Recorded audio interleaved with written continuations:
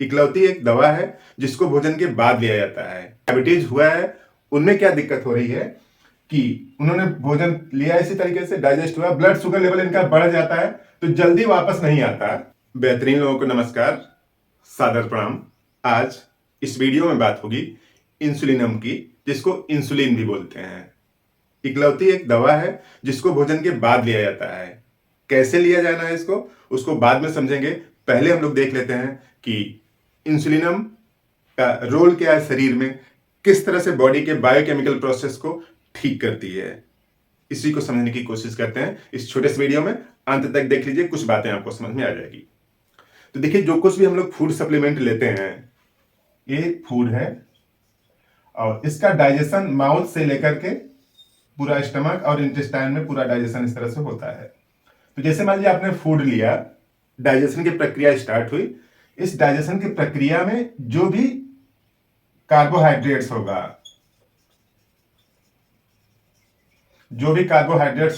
वो टूटेगा, क्या बनाएगा? ग्लूकोज और फ्रक्टोज, यही दो चीजें बनाता है। यानी भोजन का जितना भी कार्बोहाइड्रेट्स होगा, आलू, चावल, चीनी, यानी आलू, चावल और चीनी, यही तीन बेसिक चीजें होती हैं। तो सब टूट जाती हैं ग्लूकोज और फ्रक्टोज में। इस टूटने की वजह से जो ब्लड का शुगर लेवल है, नॉर्मल 80 से 120 होना चाहिए मिलीग्राम पर डीएल, ये होना चाहिए। ये लेवल बढ़ जाता है और सभी लोगों में बढ़ जाता है। यानी खाना खाने के बाद ब्लड में शुगर लेवल का बढ़ जाना, ये नॉर्मल प्रक्रिया है।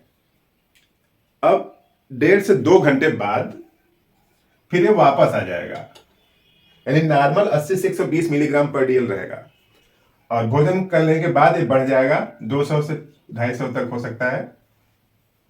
फिर वापस आ जाएगा 2 से 2.5 घंटे में, फिर वापस आ जाएगा नीचे की तरफ। तो आप स्वस्थ हैं। जिनको डायबिटीज हुआ है, उनमें क्या दिक्कत हो रही है कि उन्होंने भोजन लिया इसी तरीके से, डाइजेस्ट हुआ, ब्लड शुगर लेवल इनका बढ़ जाता है तो जल्दी वापस नहीं आता, या यूं समझिए कि हमेशा बढ़ा ही रहता है, हमेशा बढ़ा रहता है। उसी सिचुएशन को क्या बोलते हैं? डायबिटीज। अब शुगर लेवल अगर बढ़ा हुआ है तो ब्लड की डेंसिटी ज्यादा हो जाएगी, थोड़ा मोटा हो जाएगा, तो ब्लड के फ्लो में हार्ट को ज्यादा काम करना पड़ेगा, पहला साइड इफेक्ट। और दूसरा साइड इफेक्ट, ब्लड थोड़ा मोटा हो जाने की वजह से जो पतली आर्टरी होती है, फाइनल आर्टरी होती है, उसमें फ्लो नहीं हो पाएगा ठीक से। यानी जहां से ब्लड आसानी से पहुंच जाता था पतली पतली नलिकाओं से, उससे फ्लो करने में थोड़ी दिक्कत होगी। डायबिटिक न्यूरोपैथी जैसे सिम्टम्स आ सकते हैं। तो इसी तरीके के कई सिम्टम्स बॉडी में आने लगते हैं डायबिटीज के साइड इफेक्ट की वजह से। इसलिए डायबिटीज पूरा था सिस्टमिक डिजीज है, यानी शरीर की हर एक सेल को प्रभावित करने की क्षमता रखता है डायबिटीज, अगर किसी को होता है तो। अब कुछ लोग बोलेंगे कि आज की डेट में ये जो पैरामीटर है 70 से 100 कर दिए हैं, साजिश के तहत इसको 70 से 100 कर दिया गया है ताकि और लोग डायबिटीज के रेंज में आ जाएं। पहले क्या होता था, जिनका 115-18 है तो उनको हम लोग डायबिटीज नहीं बोलते थे। अब क्या हुआ कि अब जिनका 100 ही रहेगा उनको भी डायबिटीज बनाएंगे।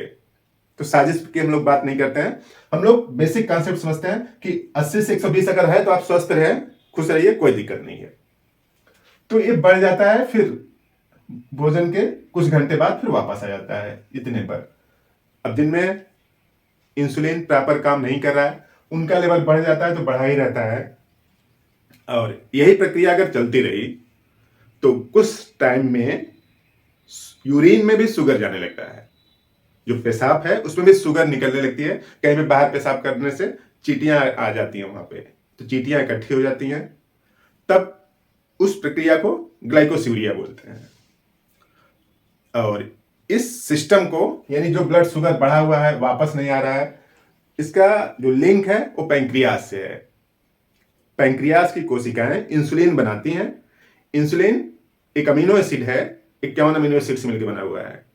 तो जो अमीनो एसिड है इस लेवल को मेंटेन करता है, यानी बैलेंस करता है, और वही इंग्रेडिएंट है इंसुलिनम में। तो पैंक्रियास से बनी हुई मेडिसिन इंसुलिनम डायबिटीज के, यानी शुगर के मेटाबॉलिज्म को कंट्रोल करती है। क्लियर कट लिखा देखिए, अफेक्ट शुगर मेटाबॉलिज्म। ये जितनी चीजें आपको हम बता रहे हैं सब बोरिक की मैथमेटिका में लिखा है। तो अफेक्ट शुगर की मेटाबॉलिज्म, शुगर मेटाबॉलिज्म को अफेक्ट करता है। कैसे अफेक्ट करता है? Restore ability to oxidise carbohydrates, यानी कार्बोहाइड्रेट्स को ऑक्सीडाइज करने की एबिलिटी को रिस्टोर कर देता है। अब होता क्या है कि जैसे ग्लूकोज और फ्रक्टोज बॉडी में सर्कुलेट करता रहता है, उसी से एटीपी बनता है। इसी ग्लूकोज फ्रक्टोज से एटीपी बनता है। हम लोगों के बॉडी के अंदर सभी प्रक्रियाएं ठीक चलती रहती हैं। और जो एक्सेस में ग्लूकोज होता होगा उसको रिस्टोर कर देता है किसमें? लीवर में।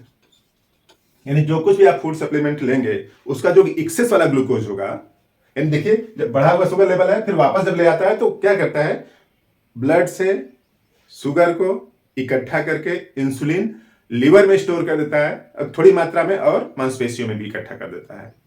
तो इस तरह से लीवर में इकट्ठा हो जाएगा और जब आप खाना नहीं खाएंगे तब क्या करेगा? इसी लीवर से इस ग्लूकोज को निकालेगा, निकाल के धीरे धीरे अपना काम करता रहता है।